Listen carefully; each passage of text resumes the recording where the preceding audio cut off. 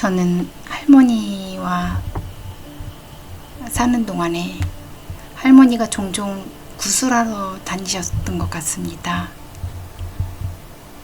굿하러 가시는 날에 집을 자주 비우셨기 때문에 나는 초등학교 1학년 때부터 아궁이에 불을 떼서 밥을 하고 동생을 챙기고, 그리고 학교에서 돌아오면 할머니는 쌀이 아깝다고 늘 칼국수를 손으로 밀어서 칼국수로 저녁을 때웠어요. 지금은 칼국수가 어렸을 때 너무 많이 먹어서 지겨워서 칼국수를 먹지 않습니다. 늘 할머니에게 매 맞고 사는 것이 지겹다는 생각에 초등학교 4학년쯤 됐을 때 동생이 초등학교 1학년인데 아이 손을 잡고 가출 아닌 가출을 하기도 했습니다. 무작정 버스를 타고 종점까지 갔다가 해가 지고 밤이 오면 막상 갈 곳이 없어서 다시 그 버스에 내린 버스를 타고 수중에 돈이 없어 안내양에게 사정사정해서 집으로 돌아온 적도 있습니다. 그러다가 내 집 같지 않은 아버지와 이웃 어머니 그리고 동생들이 사는 집으로 그 밤에 도망 아닌 도망을 하였으니, 아버지는 할머니가 어머니시잖아요. 할머니가 걱정이 되셨는지 우리를 자전거에 태우고 할머니께 찾아가 무릎을 꿇으시고 아이들을 제가 키우겠습니다 하시더라고요. 혼자 남은 할머니, 저희도 할머니를 돌아보면서 울고 아버지도 울고, 물론 할머니도 우리 뒷모습을 보면서 울으셨을 거라고 생각합니다. 그렇게 할머니와의 지옥 같은 생활은 끝났습니다. 엄마는 아버지 앞에서는 너무 자상하시고 따뜻하신 분이셨습니다. 하지만 아버지가 외출하시면 눈치 없는 동생을 많이 때리시고, 나는 우리를 이쁘게 봐달라고 시키지도 않는 청소며 밥이며 빨래며 모든 것을 알아서 하는 착한 딸이었습니다. 동생이 8살, 제가 11살 때 소문을 듣자 하니 두세 마을 건너 친어머니가 산다는 그런 소문을 들었습니다. 그 소문을 듣고 동생 손을 잡고 무작정 걸어 친엄마 집을 찾아갔는데, 가는 도중에 소낙비가 내렸어요. 비가 너무 많이 와서 어디 비를 피할 곳이 없어서 논두렁을 걷다가 동생을 가슴에 안고, 벼가 푸릇푸릇 자란 4, 5월쯤이었을 겁니다. 동생을 가슴에 안고 벼 잎에 고개를 받고 비를 피했다가 비를 쫄딱 맞고 도착한 친엄마의 친정에서 외삼촌이라는 분이 우리를 보고 왜 왔냐고 가라고 역정을 내시면서 돌려보냈습니다.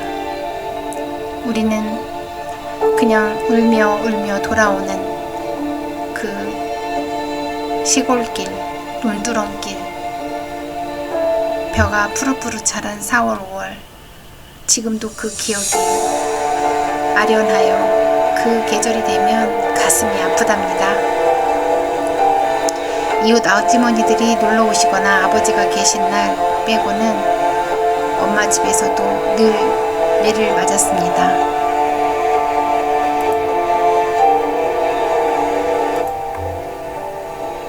어느 날은 동생들이 보는 앞에서 우리가 무슨 잘못을 했는지 기억은 나지 않습니다.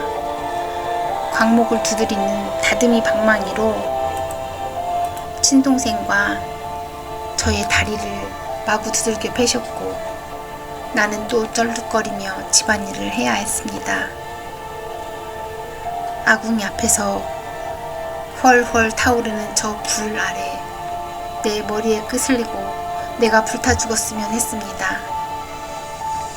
그리고 중3이 되면서 엄마와 산 시간은 겨우 1년이지만 다시 엄마를 도망치고 싶었습니다.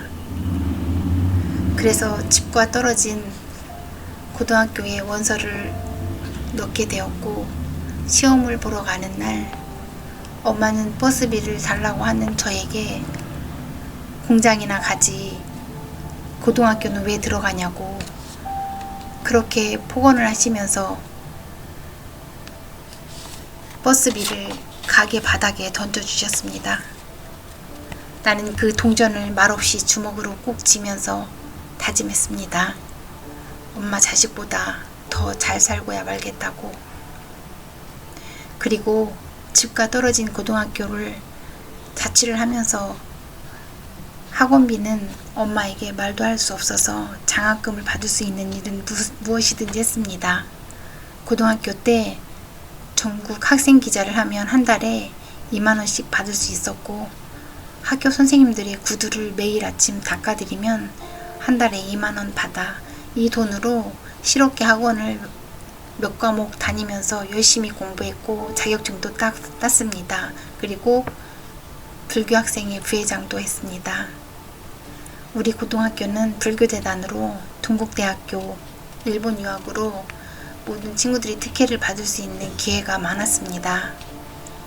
이사장님께서도 그리고 선생님들께서도 나를 모범생으로 잘 봐주셨고, 대학교 일본 유학 등 갈 수 있는 추천서를 써주시겠다고, 너는 꼭 대학교를 가야 한다고, 충분히 갈 수 있다고, 대학교 나와서 훌륭한 사람이 될 수 있다고 늘 격려해 주셨고 추천서도 써주시겠다고 하였습니다.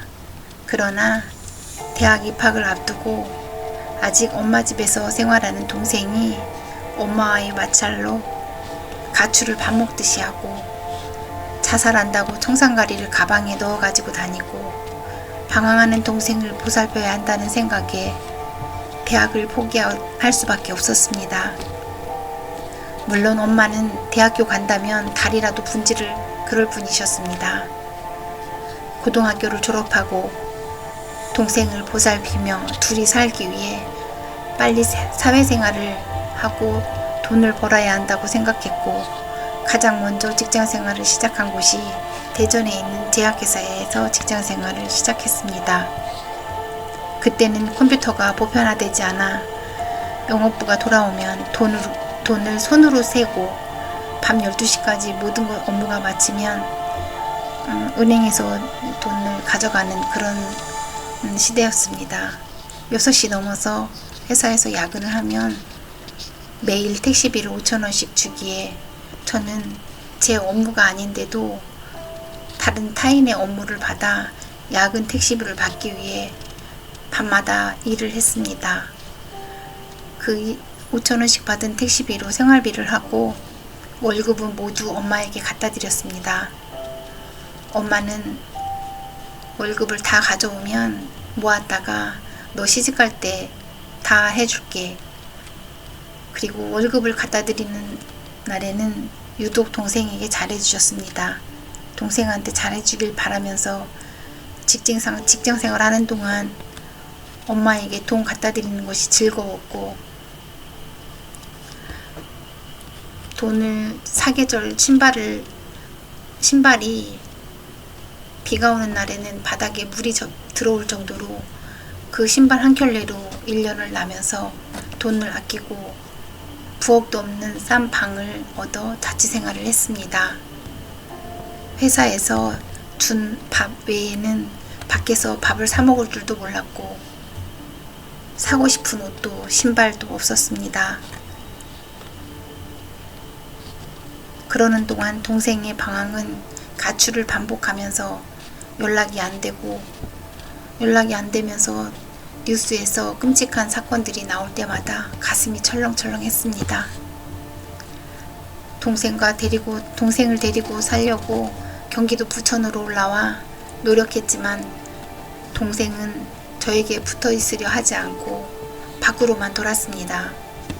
고등학교를 중퇴하고 서울로와 취직을 한다고 돌아다니면서 연락이 두절되기도 했고, 찾아보면 다방 같은 곳에서 일하고 있고, 내 품으로 동생을 품을 수 없이 무기력해진 나는 정말 모든 상황에서 도망치고 싶었습니다. 엄마에게서, 아버지에게서, 동생에게서, 때로는 속 썩이는 동생과 같이 둘이 죽어야 되겠다는 생각도 했습니다.